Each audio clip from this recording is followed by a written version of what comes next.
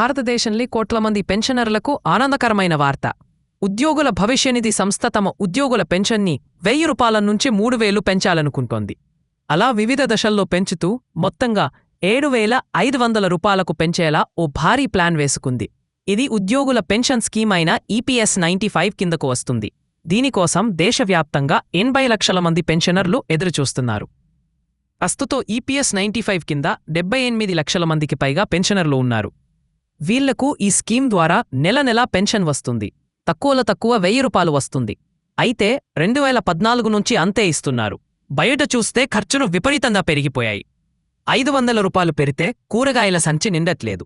అలాంటప్పుడు 1000 రూపాయలు ఏం సరిపోతుంది? 2014కి ఇప్పటికీ ధరలు దాదాపు 2 రెట్లు పెరిగాయి. అప్పుడు 10 రూపాయలు ఉన్న కొత్తిమీర కట్టి ఇప్పుడు 30 రూపాయలు ఉంటుంది. అందుకే పెన్షన్ ఎప్పుడు పెంచుతారా అని లక్షల మంది ఎదురుచూస్తున్నారు. కేంద్ర ప్రభుత్వం బీజేపీ ఎంపీ బసవరాజ్ బొమ్మాయి అధ్యక్షతన పార్లమెంటరీ స్టాండింగ్ కమిటీని వేసింది. ఈ కమిటీ పెన్షనర్ల పరిస్థితులను గమనించి వాళ్లకు నెలకు కనీస పెన్షన్ 7500 ఉండాలి అని చెప్పింది. అంతకంటే తక్కువ పెన్షన్ ఉండకూడదు అని చెప్పింది. ఒకేసారి అంత పెంచాలంటే కేంద్రానికి కూడా ఇబ్బందే కదా. అందువల్ల ముందుగా కనీస పెన్షన్ 3000 చేద్దామని కేంద్రం నిర్ణయానికి వచ్చినట్లు తెలిసింది. ఆ తర్వాత వివిధ దశల్లో పెన్షన్ని 7500 వరకు పెంచుకుంటూ పోతారని సమాచారం.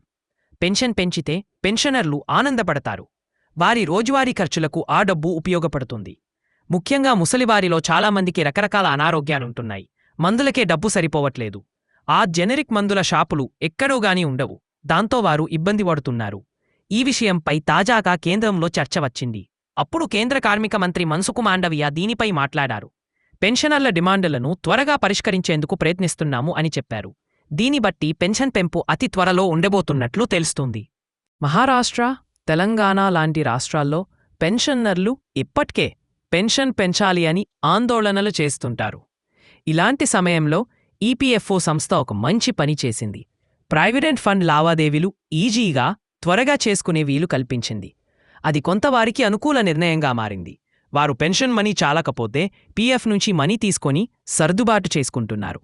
ఇలాంటి సమయంలో వారికి పెన్షన్ కూడా పెంచితే మరింత బాగుంటుంది. త్వరలో EPFO central board of trustees సమావేశం జరగబోతుంది. ఆ సమావేశంలో ఈ పెన్షన్ పెంపుపై ఒక ప్రకటన వస్తుంది అనే అంచనాలు ఉన్నాయి. కేంద్ర ప్రభుత్వం కూడా ఆ దిశగా అడుగులు వేస్తుంది.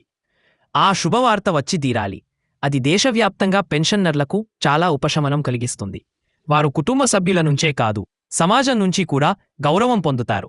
ఈ పెన్షన్ పెంపు మార్పు ఆర్థిక ప్రయోజనం మాత్రమే కాదు, దేశంలోని కష్టపడి పనిచేసిన ఉద్యోగులకు వారి సేవలకు గుర్తింపుగా కూడా నిలుస్తుంది. కాబట్టి ఈ సంతోషకరమైన అప్డేట్ కోసం వేచి చూద్దాం. త్వరలోనే ఈ శుభవార్తను కేంద్రం చెబుతుందని కోరుకుందాం. ఆంధ్రప్రదేశ్ ప్రభుత్వం పెన్షనర్లకు కనీసం రూ. 6000 ఇస్తోంది. ఇది దేశంలోనే అత్యధికంగా ఉంది. పక్కనే ఉన్న తెలంగాణలో కూడా ఇంత ఎక్కువ పెన్షన్ ఇవ్వట్లేదు. ఇది ఏపీలో నిరుపేదలకు ఊరటగా నిలుస్తోంది.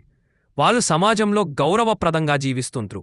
అందువల్ల కేంద్ర ప్రభుత్వం కూడా ఇలాంటి విషయాల్ని గమనించి త్వరగా పెన్షన్ పెంచితే వృద్ధులకు సమాజంలో తగిన గుర్తింపు, గౌరవం లభిస్తాని నిపుణులంటున్నారు.